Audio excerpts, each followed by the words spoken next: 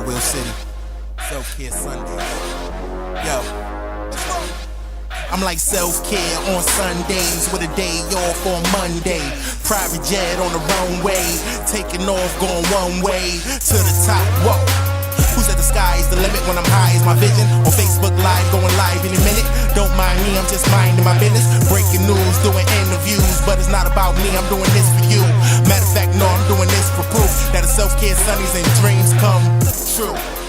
Really do. Hello, everyone, and thank you for tuning in to today's episode of Self-Care Sundays, where we have Evette Dionne. Evette is a writer, editor, and Black feminism scholar who is currently the editor-in-chief at Bitch Media, an outlet dedicated to providing a thoughtful feminist response to mainstream media and pop culture. But before we welcome Evette, I want to ask for your help supporting the podcast via Patreon. Patreon allows monthly supporters of the show to donate to help with our costs, including monthly maintenance fees, and to pay our audio engineer. We'd also like to raise enough money to hire a transcription service to make our episodes more accessible. If you'd like to help us out, please check out patreon.com/selfcaresundayspodcast. That's patreon.com/selfcaresundayspodcast. Thank you in advance. It's the generosity of our listeners that helps this information be accessible to so many people in the first place. Let's get started. How are you doing today, Yvette? I am well. How are you? I am great. Good. So as we kind of said in the intro, just so we can lay some groundwork terminology for our audience, you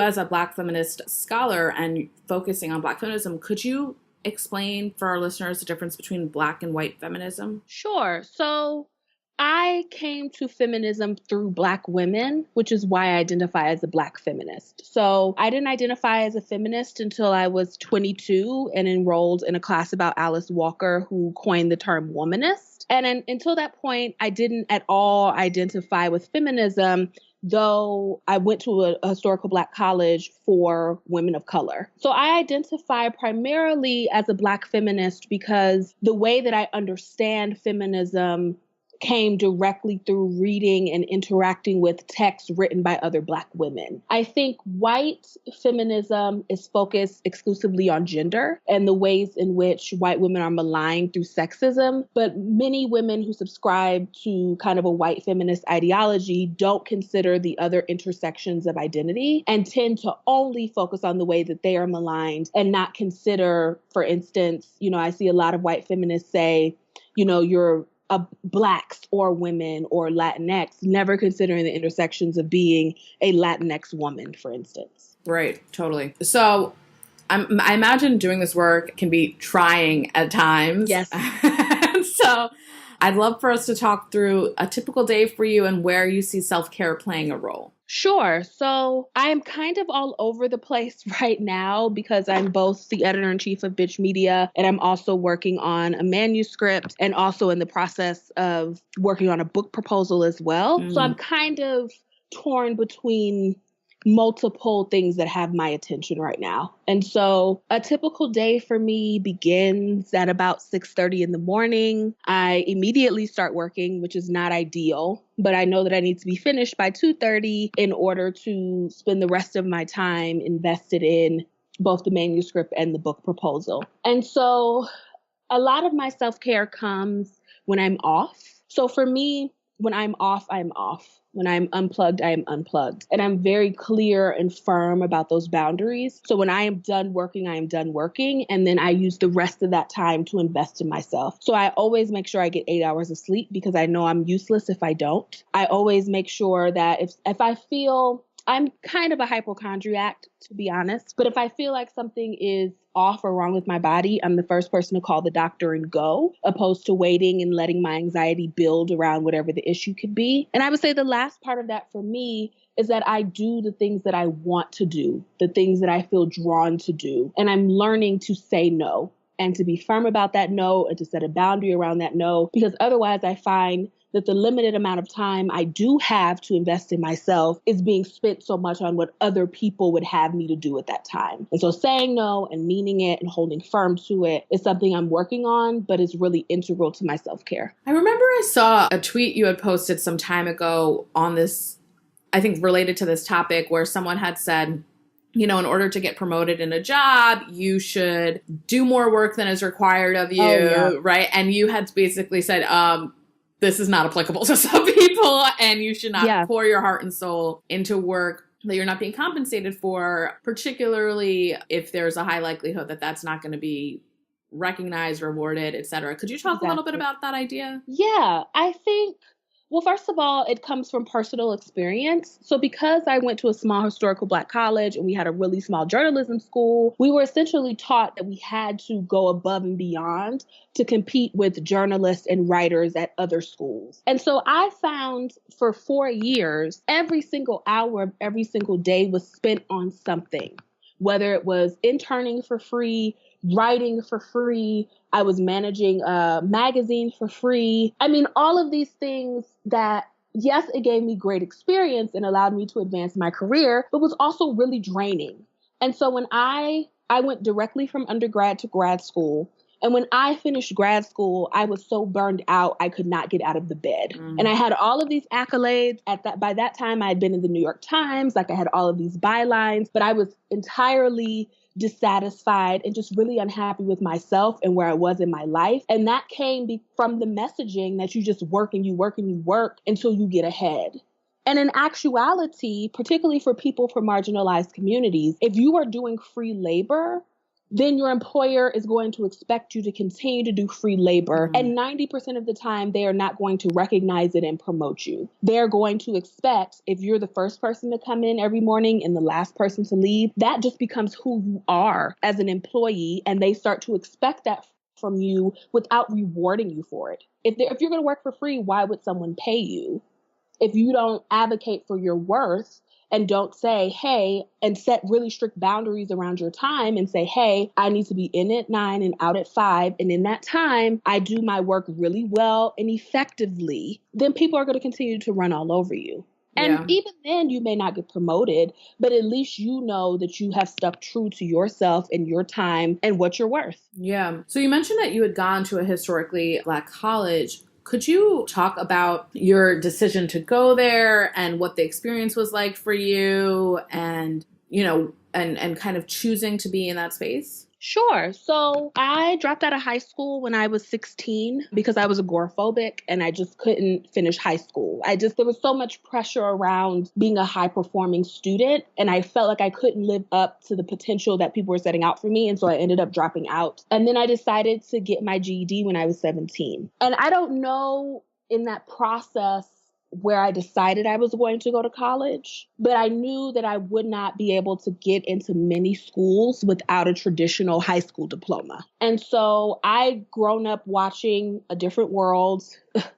Bill Cosby, what a mess. But I'd grown up watching A Different World and I saw this historical Black college experience on screen. And I really wanted that for myself. I wanted to be in an environment with other, particularly Black women, but Black people in general, who could really sharpen me and kind of show me the way. And so when it was time for me to apply to college, I only applied to historical Black colleges for that reason, but also because they were some of the only institutions that were willing to accept a GED recipient, who were willing to say that, okay, you didn't finish high school, but there's potential here. And here's why. And so I only applied to HBCUs. I got into 3 of the schools that I applied for and ended up transferring my sophomore year. So I started at the University of Maryland, Eastern Shore, and then transferred to Bennett College in Greensboro, North Carolina. And it was an incredible experience. But in the time that I was there, I didn't appreciate being in an environment designed solely to uplift and educate Black women. I really believed that every place in the world was going to be like my small bubble with 500 students and all of these professors who were just invested in making me the best journalist I could be. And I remember it was probably a week before graduation, and I graduated in 2012.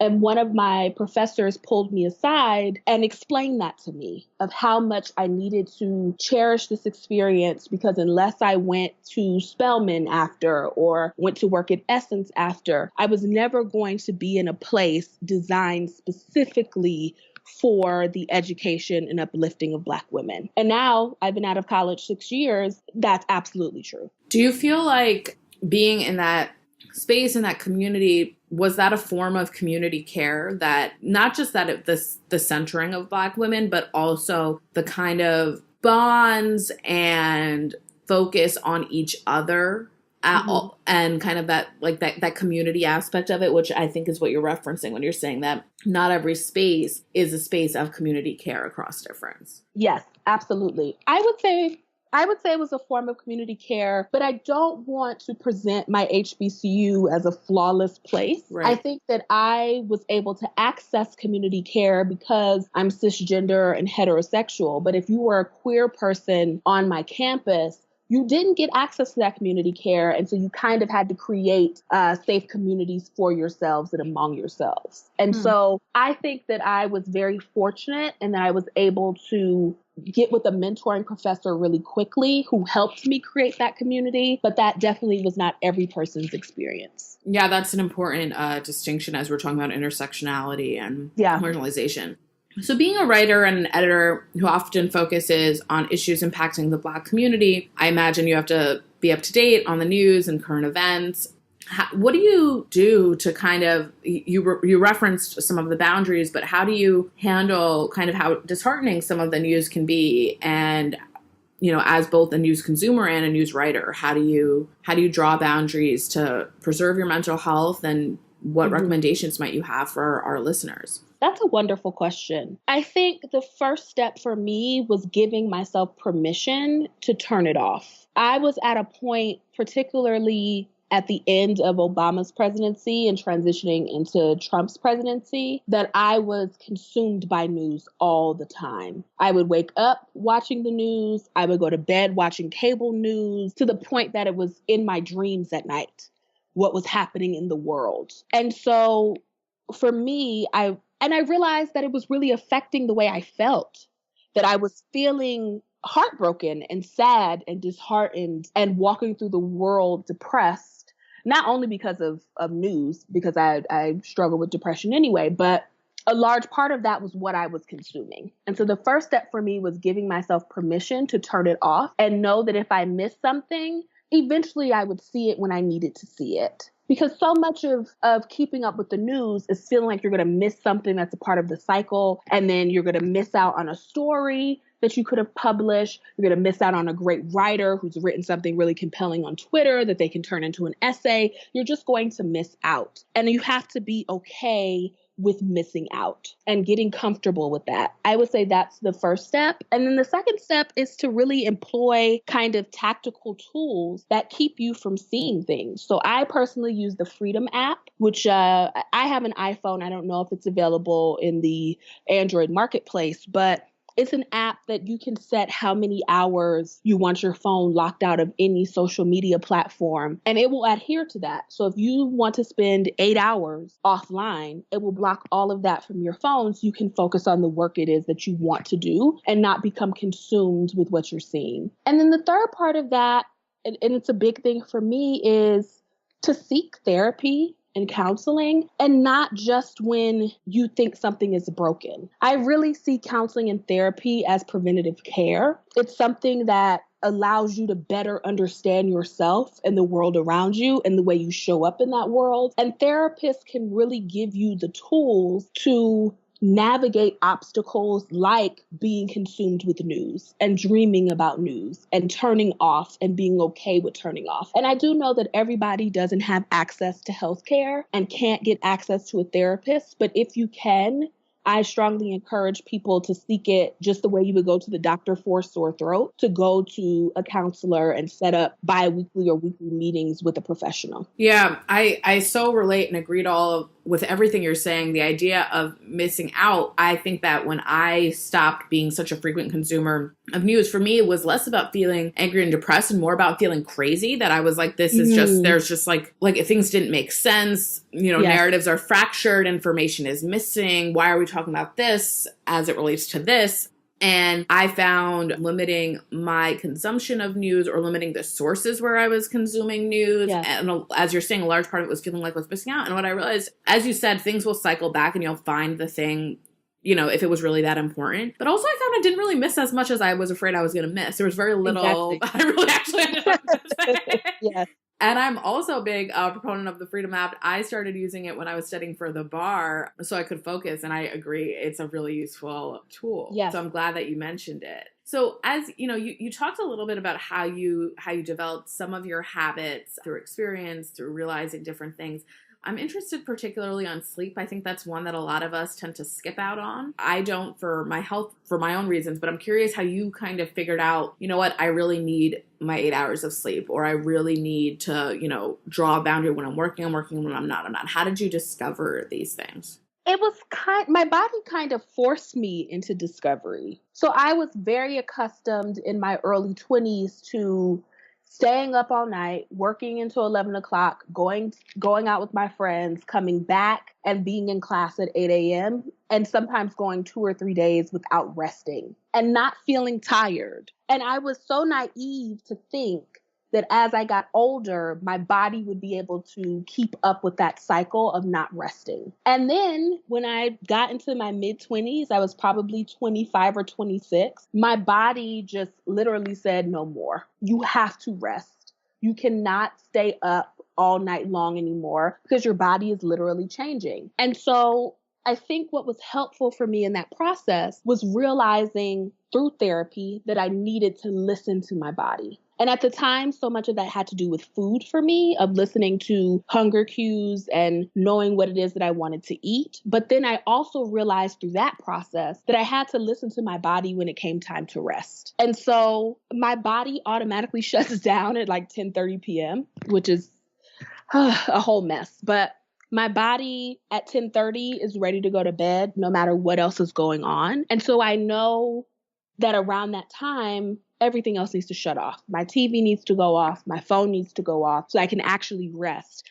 And I think knowing that if I don't rest, my work suffers is a really good reinforcement for me. That if I do decide to push my body past 10:30 or 11 o'clock when I'm actually asleep, the next day I am useless because I did not rest the way I needed to rest. And knowing that comes from listening to myself and listening to my body and knowing that when I don't rest, my work suffers.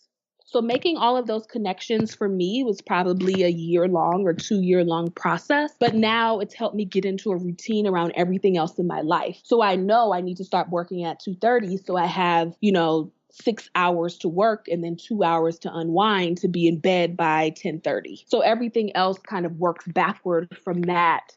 My body is shutting down deadline. I have a question that I'm not quite sure the right way to ask, but you're talking about, listening to your body, trusting your cues. And I wonder, in a world where marginalized people, but like specifically Black women, more, I think, than lots of other groups, are told that their experiences are not real, not happening, not valid. Mm-hmm. How does your identity shape your ability to develop those habits? Like, do you think it would have taken as long? Do you think it would have been as much of a process? I mean, it's hard to know because you've not had the other experience, but right. I'm kind of curious how you view your identity as informing this process. I think I stick so firmly to those boundaries because I'm a Black woman and because I know that if I allow myself to not stick to the boundary, that people will use me up. Like, I'm very clear about that. I'm very clear that if I don't tell people no, the assumption is that because I'm a Black woman, I'm always available to anybody and everybody for any and every reason. And that's particularly true if you're a visible Black woman. If you're a person who is open and free on the internet and you're around and people can kind of see you and then they start to think that they know you, they feel comfortable putting demands on your time or asking you for things. And so I know because I'm a Black woman, if I don't get that in check and put controls around it and boundaries around it, it can really spiral very, very quickly. And so I would say that that self-care for me comes from being a Black feminist and putting Black feminism in practice in my own life. Yeah. Do you think that, and I'm just thinking this through out loud, so it's not like a pre-scripted question or anything. Do you think that like when we're talking to people in the world, often I'll be like, I don't know if I should reach out to that person. They might be busy. I'm not going to reply to this. This person might be busy. Do you think that just doesn't exist for Black women, that people don't realize that you're busy and have other things you're doing? I think that happens for women of color across the board. Yeah. What people don't tend to realize is they may think that their ask is a small ask, but they don't realize they're one of 30 people who is asking for something at the same time, which tends to happen. I can only speak from my own experience, but that tends to happen with me. People may think that they are the only person asking me to respond to an email, but you're really one of 500 emails I'm trying to get through in a given day. And so I think what people have to get clear about is when you have boundaries, they have to respect the boundary. You can't expect an immediate response. You can't expect, if it's urgent for you, that it then becomes urgent for the person that you're asking it of. Yes. And I actually learned a large part of that, particularly around email practice, from a writer named Ashley Ford, who has a fantastic immediate out of office response that goes to everyone who emails her that just says, these are the times I answer to email. And this is how many emails I answer at a time. And you will hear back from me when I'm able to get back to you. So it's very clear to the person who's asking that it will happen on her time. Yeah, and what you're describing there is about setting expectations for people. Yeah. You have to set expectations for people. Otherwise, they just expect that they're the only person who is asking something from you at that given moment. Right. Yeah. No, that makes sense. So I spoke with a guest recently who's like myself, kind of sees politics in everything, including parts of pop culture that seem apolitical. Yep. And you had alluded to Bill Cosby earlier. I'm wondering how you navigate politics and pop culture, especially in light of the Me Too movement and, how we should be holding celebrities accountable. That's a great question. I don't think it's possible to divorce politics from pop culture. I know that I can't engage with a different world the way I did when I was 13 and 14 years old, because I now understand that Bill Cosby is a predator and he is responsible for that show and used the success of that show to shield himself from accountability. And so when you're able to kind of piece together the fact that all pop culture is political, even if it seems benign, even if it seems that people are just trying to have fun with whatever it is they're creating, you have to see it through a political lens. And so I think what's happening with the Me Too movement is that for so long, if you're looking at pop culture through a political lens, that was a specific beat. Mm-hmm. If you reported on race, that's a specific beat. It wasn't integrated into every aspect of journalism and publishing, that even if you worked on the business desk, or you worked on the fashion desk, that you should be thinking about the political implications of what it is that you're covering. You should be thinking about housing justice as it relates to business. You should be thinking about reproductive justice as it relates to just standard crime reporting. For such a long time, those things were in their own lanes. And I think what's happening with Me Too is that newsrooms are starting to see that it really does matter who is covering the issue. I remember I was watching, I think it's called The Fourth Estate. It's a new documentary about the New York Times, and they were showing their morning meeting.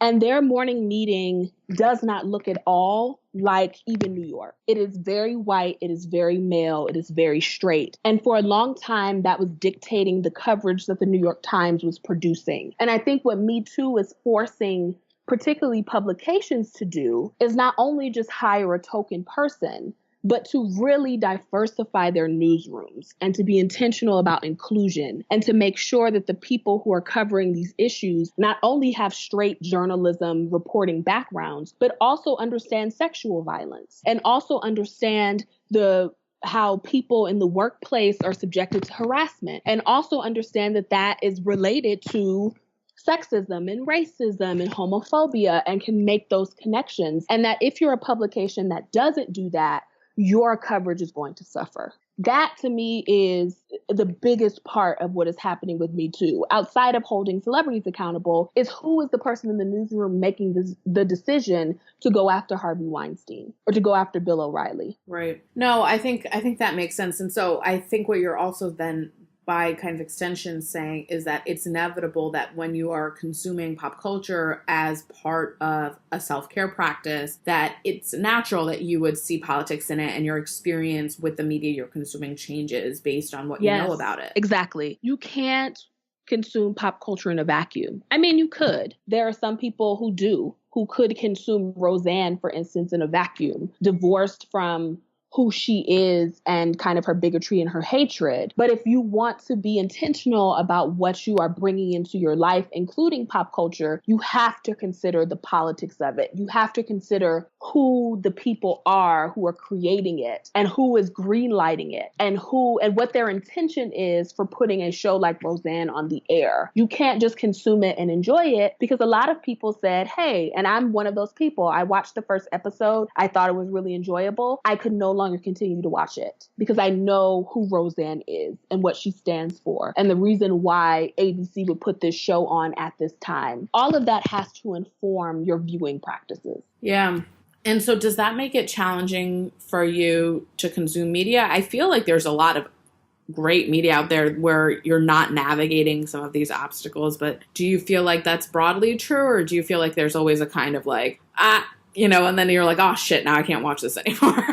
Yeah, I think it's a fine line. I think I have what I call problematic faves. Like, I love reality TV. I watch a lot of Love and Hip Hop and The Real Housewives of Atlanta. And I know that they have a lot of flaws, particularly around sexuality and gender. And I still consume the shows. And so I think you just have to make a choice about what it is you're going to consume and the reason why. What bothers me most, though, is that people try to turn their viewing habits into kind of a gauge of their morality.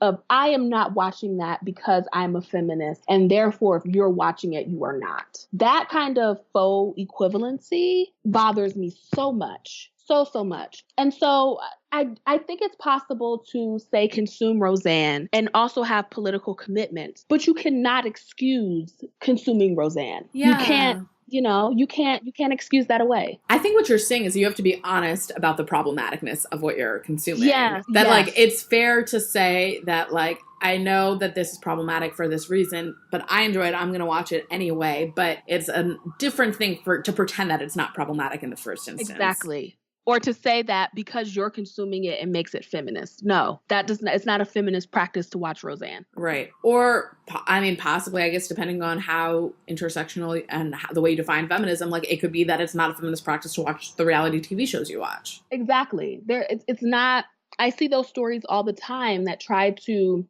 justify the shows that you watch that you know are problematic, and try to find like the one kernel in that show that makes it acceptable. No, just watch the show. Right. Yeah. And I think I think that because we identify as feminists wokeness has become an identity as well, that it somehow then feels like, well, in order for me to be part of this identity, I need to then kind of conform the things that I do to suit it. Right. But It's like, I'm not less Indian when I eat pizza, right? Like, I'm an Indian person who likes to eat pizza. It's a different thing. Exactly. So I love that framing. Of I'm a feminist who also watches this, opposed to because I'm a feminist and I consume The Real Housewives of Atlanta, that makes The Real Housewives of Atlanta a feminist show. No. Yeah. I think actually Roxane Gay in Bad Feminist does this very nicely and elegantly. Yes. I think actually I don't have any, studies or data on it, but I would be very curious to know if at some point we could find out in the world, I mean, how, like, whether her book helped more people identify as feminist, because I wonder if some people were saying to themselves, well, I can't be a feminist because I do this. That's why I really love when people do those syllabi, and they, if it's a Beyonce syllabi or a Ferguson syllabi or whatever, because it provides people with resources. It helps them navigate from one thought to the next thought, so they don't just get stuck in this one thing, which is, I read Bad Feminism. I am now ushered into feminism. and I don't then read other texts to really understand what my feminist practice is going to be. Yes, and I think also no one person is an authority on anything, and so it allows you to both understand like who predated Roxane Gay, like she's not the first feminist. I'm using that as the example, and then also what are the ideas or what were the critiques of that feminist, and allows you to kind of engage with it in a more kind of comprehensive way that allows you to form your own thoughts. Exactly. And I also like the syllabi. I think, I don't know kind of how people started doing this on the internet, but what I like that when people do this is that it becomes something you can send people when they're asking you questions. It becomes, you know, a catch-all instead of you every time having to explain something. You can be like, yep, here you go. And it's so accessible, because even if for so long, I think that feminist knowledge in particular was kind of hoarded in classrooms on purpose. And so unless you went to college or went to grad school, you couldn't have access to that knowledge. And so I like that syllabi make it very accessible to people. You can go from this book to this book to this book. It all deals with this particular subject area. And you don't have to spend, I know my grad program was $100,000. You don't have to spend $100,000 to gain access to this knowledge. Here it is, all in a very beautifully designed package. Yes. I think I think it's right. It totally does provide access. And I think also it kind of creates a competitiveness to people who are in grad school or in college, where it's like, what are you giving me that I can't get from an online syllabi? And it kind of forces an enrichment of conversation, discussion, practice, guidance, all that. You know, that it's like, you can't just give me, you know, I think competition in that regard is healthy to kind of force people to step their game up. I completely agree. And I think it puts academics particularly on notice that they don't get exclusive access to knowledge, and that you have to figure out a way to present that knowledge in a way that's accessible to everyone. People who don't have degrees are not less intelligent than someone who does. They just haven't had the opportunities that you've had. And I think making so much of feminist knowledge accessible through social media has really shown how brilliant people are. Like I'm always blown away by the brilliance that I see and encounter, particularly on Twitter, but on all social media platforms. Yeah. And I think it also forces in academia intersectionality, because when you have people like Valissa Thompson with a Black womanist disabled syllabus, you know, if you are then a college student who enters a classroom, you're like, well, where is the disability lens on this? Exactly. It helps everyone evolve their worldview. Everyone is then able to see what is missing from something, which for a long time, that's one of the places I know that Bitch is kind of in a weird place right now, because for such a long time, Bitch was one of the only places doing this kind of feminist analysis of culture. And now that is everywhere. And so we have to figure out as an organization what it is that we are aiming to do, since everyone now does what we used to do. Like, how do we stand out in a marketplace that's so oversaturated? And I think a large part of it is that, of now giving opportunities to someone like Valissa to really speak to these issues. Yeah, and I think in that way, while it of course puts the organization in a precarious situation, it is also a huge win for an organization that was the only one doing it, that now everyone else feels like they need to do it. Exactly. It's a great moment to be in. So I want to thank you so much for your time, and to thank our listeners for listening to another episode of Self-Care Sundays. Before we wrap up here, I want to offer a special shout out to our patrons on Patreon. Their generosity makes our show possible and are a huge reason why you're hearing this episode today. We are especially grateful for the support of our super contributors, Vicky B, Rainu J, Brady K, Bill S, and Ember Shot. If you'd like to support the show and hear your name at the end of episodes, please check out patreon.com/Selfcare Sundays podcast. Again, that's patreon.com/Selfcare Sundays podcast. And also follow us on Twitter at Selfcare Sundays and on Facebook at Selfcare Sundays. Evette, thank you so much for coming on the episode. It was great having you here. Where can our audience find you on social media? Sure. You can find me across all platforms as Free Black Girl. Great. I'd like to thank the person who made our show art, Leah Horowitz, and the amazing artists who make our show music, For Real City, on behalf of our producer, Jess Thalwar, our communications interns, Kennedy Freeman and Sophie Gomez, our audio engineer, Kato Zane, and myself. Thank Thank you for tuning in. We'll see you on our next episode.